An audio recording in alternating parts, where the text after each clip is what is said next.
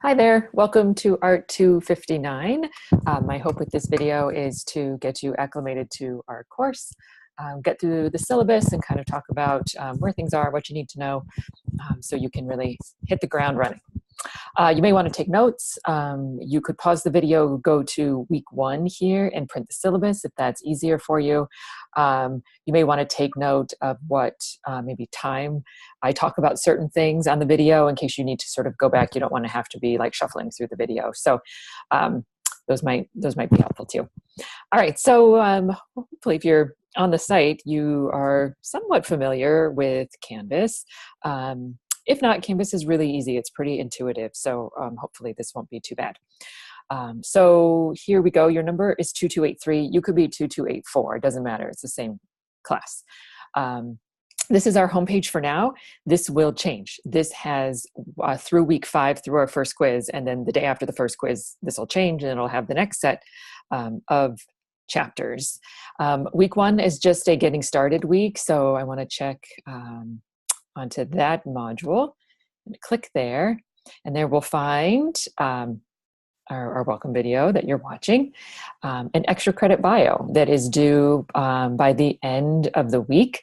I need you to do that bio to stay in the class. If someone is not participating, that doesn't mean just logging in. I actually submitted work. I need to drop you. That's a Maricosta rule. And so that's why that has to be done by August 26th if you want to stay in the class. On the morning of the 26th, I'll go through, and anybody who has not responded to that bio will be dropped. So please make sure you see that.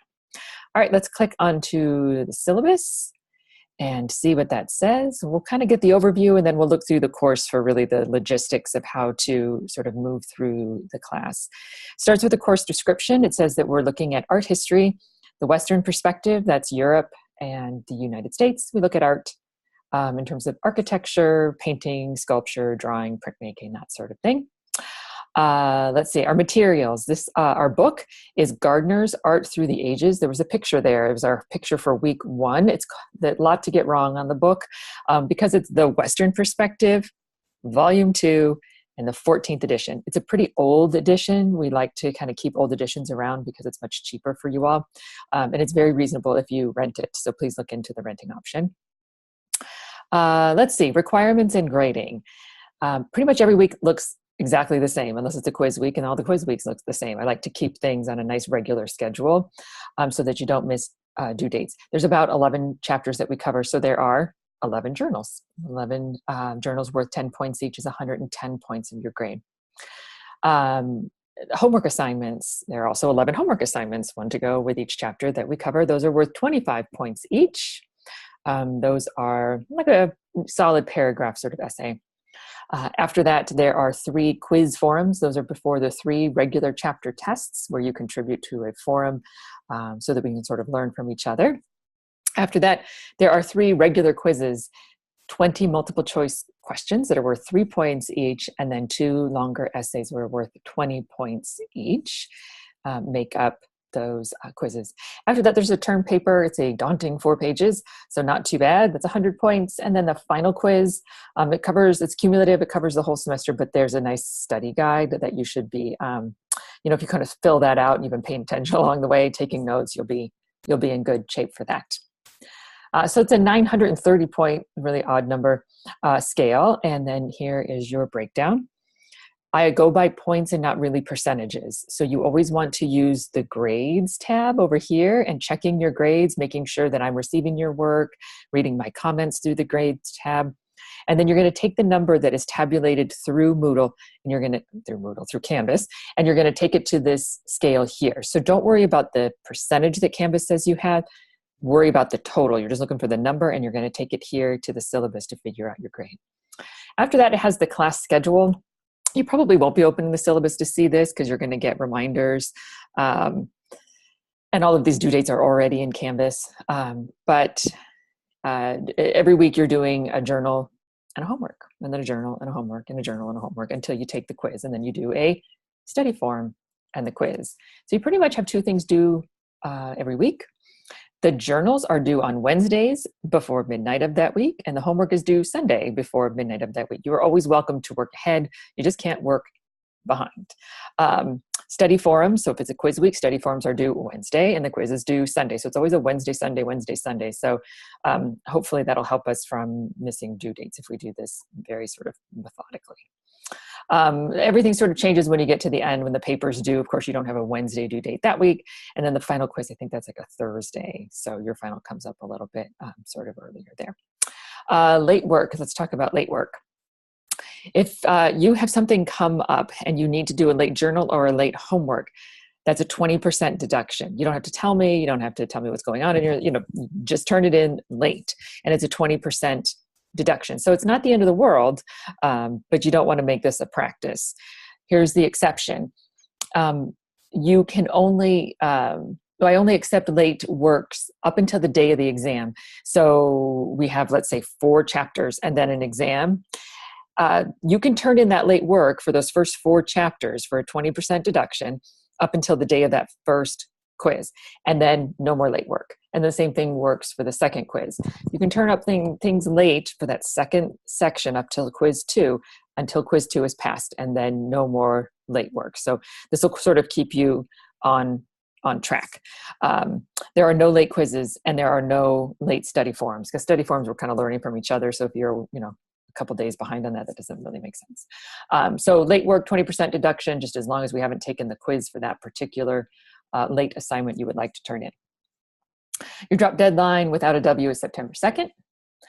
Grading, I usually do grading like on a Monday, maybe Tuesday.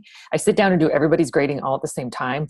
It just makes things a little bit fair if I'm, kind of all in the same mindset when I'm grading work. So you may work ahead. That doesn't mean though that you're going to be graded ahead of schedule. Drop policy, I don't drop if other than that first week if you're not participating.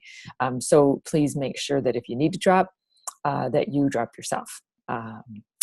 Email, if you're emailing me, please make sure that you put, because I teach at several schools, your name, your section numbers, 2283 or 2284, and what school you go to would be helpful. And then I usually try to get back to you right away on that.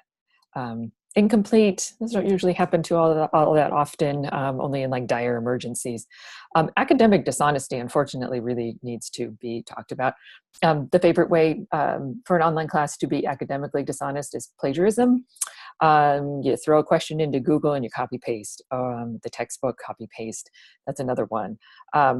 If you plagiarize, you just get a 0. And it happens so often, unfortunately, that I don't give you a big flowery reason why, and I don't go to this source, and I don't write up a whole paragraph because it would take me forever.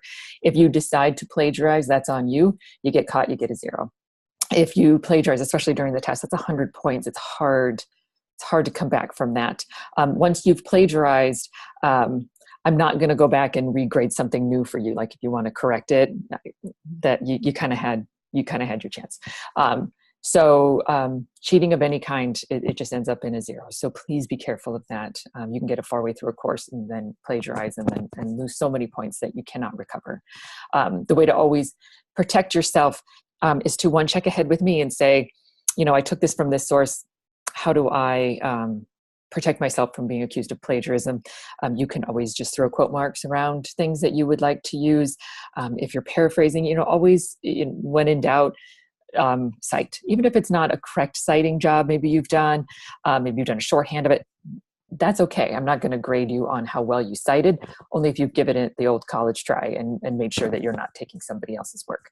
I am always available to check your work if you want me to do that and make sure that you're all on the up and up. All right, so that's the syllabus. Let's go back to home. I'm going to explain like 1 week to you because all the weeks are going to look the same. So once I do it once, you'll kind of have the flow for the rest of the class. So let's click on week 2. This will be our first week with sort of real content to it. Takes you right to that module in this list. And so at the top, it says week 2 happenings. You see week 3 happenings. When you click on happenings, it tells you all of this that's down here. So you could go to each of those assignments, or you can go to happenings and you'll get everything sort of laid out for you. And it looks a little nicer too. So week 2 happenings, it gives you the title. That title, I've tried to make as pretty sure that they match exactly the chapter title in your textbook. So late medieval Italy, there's a picture, and the picture kind of shows you a seminal work from that period. It's kind of like a perfect example of a work from that time period. It gives you what to look for in this chapter. These are kind of like the big ideas. And so you can kind of read through those so you know what you're looking at. And then it talks about the assignments for the week. There is the journal. The journal is due by Wednesday of that week. The reading from our textbook and the pages. I've pared down the pages to the most essential ones so that you actually will read the book. So it's not the entire chapter. It's just those particular pages. Again, this goes with the 14th edition of the book. If you have a different version, like if you have the 15th or the 13th, those page numbers, the information doesn't really change because this stuff happened hundreds and hundreds of years ago, but the page numbers aren't going to jive. So really try to get that 14th edition. It'll just make your life a little easier. After that is the lecture. After that are the study questions that correspond to the lecture. And then there's your homework assignments where you submit down there. So let's go back to the top here and talk about the first assignment of the week. Again, due on that Wednesday. It's your journal. The journal for every chapter is a pre-reading activity. So you peruse the images in that chapter, and you sort of you kind of do like a picture walk, they call it. You go through, you look at maybe the headings for each of the sections, you look at the dates, you look at the images, and this is what you do. You answer 3 questions. Number 1, the general traits the images may share. And so you might consider medium, like, oh, there's a lot of sculpture, there's a lot of marble. The scale, everything seems to be really small. There's a lot of architecture. What's the subject matter? Seems like there's a lot of religious works or a lot of Virgin Marys or something like that. So general traits. Now, not all the images, you're not going to be able to weave them all together, but you go, maybe more than half of them have religious images or more than half of them are sculpture, something like that, general traits. The next one is to look at one particular image that interests you and state why. Maybe a personal reason why you like it. Maybe you relate to it in some reason. Maybe you really like the colors. Maybe you like the subject matter. Some way that image interests you. And the third one is a question that comes to mind as you look at the images. Why are they all religious? Or why do they all glow? Or why is there so much sculpture? Why are they so realistic? Or why is everyone floating? That would be a question that kind of comes to mind as you're looking at those images. So when you're ready to submit the assignment, you click here to submit assignment, and here's my sort of hint for you. Sometimes people will forget, they forgot to ask the question or they forgot the traits. When you submit this assignment, just number them the way I have. Number 1, number 2, and number 3. They don't have to be beautiful paragraphs. They can be like bullet points, that kind of thing. Don't go too sparse. Look at your grades, look at your comments. If I say, this is too sparse, then you'll know next time you want to be a little bit more wordy. So you're going to click on submit assignment, and then you're ready to go. All right, so let's go back. Hopefully this will work. Okay, so that's the journal due on Wednesday. These are the reading pages, and then these are the lectures. Some people like to listen to lecture and then read. Some like to read and then do lecture. You do what's best for you, depending on how strong of a reader you are. Maybe you're more of an auditory learner. Do whatever makes sense for you. But you really got to listen to the lectures, and here's why. You won't make it through the class if your plan is to just accumulate points through Google searches. What a lot of people do is they go, I don't want to listen to that 10-minute lecture. I'm just going to type the essence of the question for the homework into the Google feed or to their Google into their Google search box, and then they come up with something generic that isn't really what we're talking about in the class and doesn't quite sort of hit the mark, and then they don't plagiarize. They write it in their own words and they send it off. That won't get you 25 points. I need to hear in your homework responses and in your essays on the exam something that you learned from lecture. Sometimes people take online courses and they don't see it so much as taking a class as much as they see it as an accumulation of points on Canvas. And that's not going to get you the points you need to get an A or a B in this class. When I read your essays, I am looking for my voice and my teaching in your work. If it's so generic or it doesn't quite make sense, even if it makes sense, but it's really not what we're covering in this class, art history is really broad and there's a lot of things people can cover. So if you're covering something that this class doesn't cover, you won't get full credit for that. Your answers have to be rooted in lecture. And that's what these are. They're broken down into little snippets, 10 minutes, 8 minutes, that kind of thing. When you are taking notes, let's say you're reading the one on International Gothic style, make sure you have International Gothic style written in your notes, because quite frankly, when you take the test, you're going to have those notes right in front of you. You want to be able to, if you have to look through those notes, know exactly where you're going. So what I would do is I would listen to lecture, I'd take notes, I do my reading, add reading notes onto the side, and you're going to be totally set for your homework responses, and you'll be totally set for that exam. After that is the study questions. These are just that. They are just questions that go along with the lecture. They go along with the reading. All of these answers pretty much are found just in the lecture. These are study questions in that you should prepare in your notes all of these answers. Not beautiful paragraphs or anything. Just make sure you know what those answers are. You've taken some notes and you sort of bullet pointed them out. Some of them have images that we don't discuss in the lecture. It's like a new image, so you can sort of test your understanding. So there's the question and there's an image and that sort of thing. And they go all the way down to the end. And at the end, there are key terms to study. I would just print those. There's too many to sort of rattle off. Print those and make sure you have notes on those as well. The study questions are important because the exam is based on those study questions. So if you have notes on each of those, you have an idea on each one, maybe even you printed them out and just wrote the answers in the margin and bullet points, you're doing great. The next thing are those 2 homework questions. The homework questions come from the study questions. So what you do is you choose 2 of those study questions that you like. I would pick 2 very different ones so that you're really hitting a broad range. And then you come here and you submit those 2 questions. So when you're ready to submit, it tells you down here 2 questions, 8 to 10 sentences each. Please start with the question first. So just copy paste my question, and then you put your response underneath. That response is rooted first in lecture and second through the textbook. Here, let me kind of show you how to submit the assignment. It's a little confusing. I ask that you don't attach a file, like don't do like a Google Doc and then attach a file. Go over here to text entry and just put your answer right in there. You can do it on Google and then copy paste it, but put it right in here in the text entry.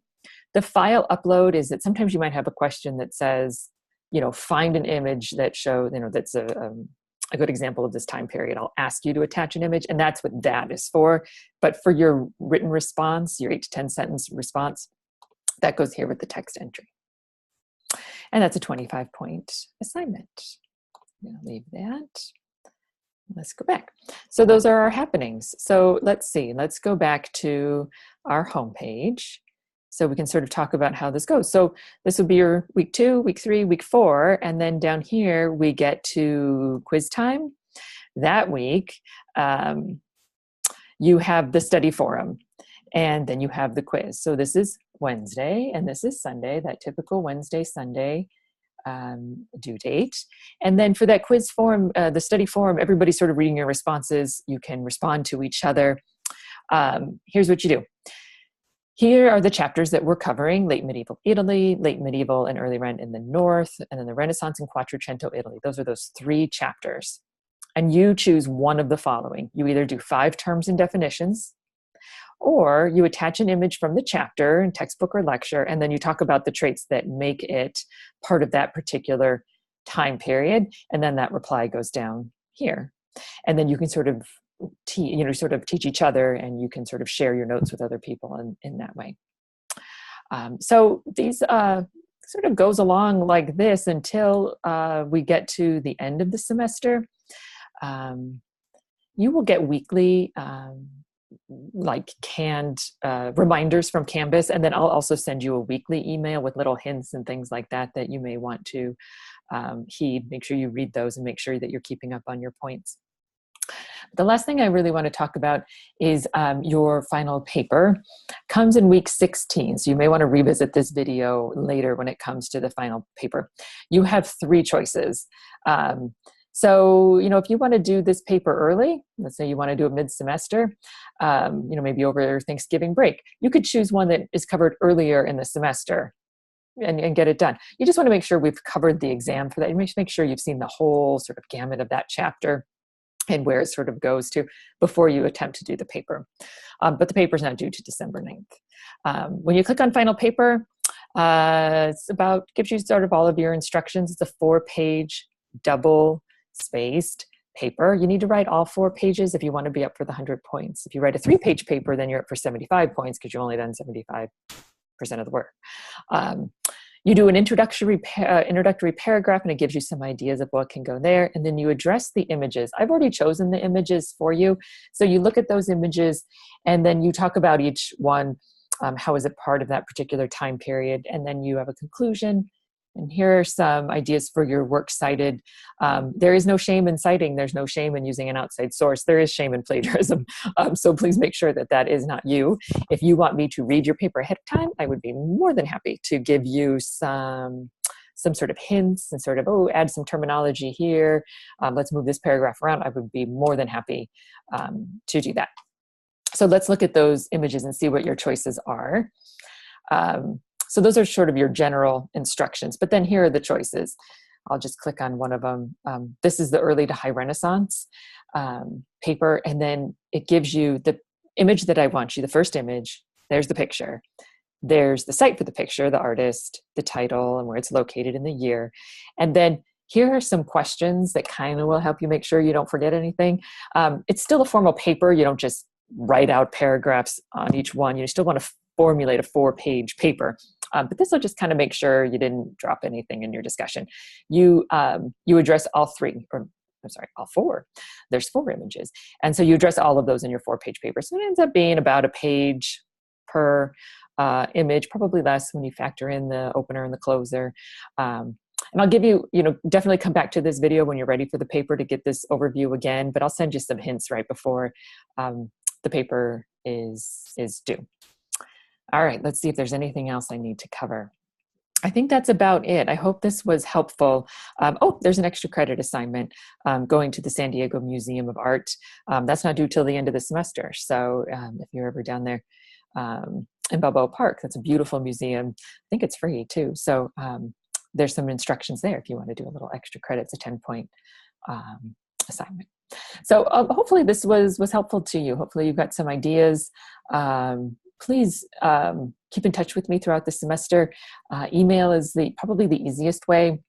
There's an announcements page, and I'll be sending you announcements, and you can respond to those. Email's probably the quickest and most direct because I can just kind of look at it on my phone. If I'm out and about, I can still respond to you. So please, keep me posted on your sort of journeys through art history. Nice meeting you all, and I look forward to a great semester.